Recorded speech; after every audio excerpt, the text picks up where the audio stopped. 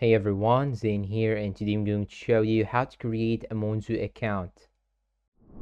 Now the first thing you should do is to simply download the application and open it on your phone. Then once you open it, you should now click on I'm new to Monzo. Then here it will ask you to enter your email address. After entering the email address, they will ask you for verification. You will have to open the inbox of your email and confirm that this is your own email. So now I'm gonna open it. Here as you can see, just click on login to Monzo app. Then after that, it will show you here this page. Click on next, then click on let's get started. And here you should choose the account. Let's say that I'm going to choose personal account, then click on next. And after that, you'll have to enter the first name right here and the last name, then the date of birth, then click on next. After that, you'll have to enter two things: the country of residence and the home postcode. Then tap on next. Now you'll have to confirm your address, and after that, they'll ask you about your mobile number. Then they will send you a verification code, an OTP. You'll have to enter it, and after that, it will show you this page. Click on yes please, and now here as you can see, it will show you some information about each section in your account. Just click on get started. Then they will ask you if you are a British citizen or not. You have to choose one of them, then click on next. Then they will ask you which industry do you work in, so choose any industry that you really work in, then click on next. After that, you'll have to verify your identity. They will ask you to take a picture of yourself and also a picture of a valid photo ID. So click on get started, then click on I'm ready, and you need to make sure that your ID shouldn't be expired and it should be clear and easy to read, and you should include the whole ID in the picture. Once you click on I'm ready, it will ask you which ID that you want to use. Do you want to use the passport, driving license, national identity card, or even the UK biometric residence permit? Once you click on any one of them, you'll have to take a photo of them, one from the front and one from the back if you are using the ID, for example. And after that, it will ask you to take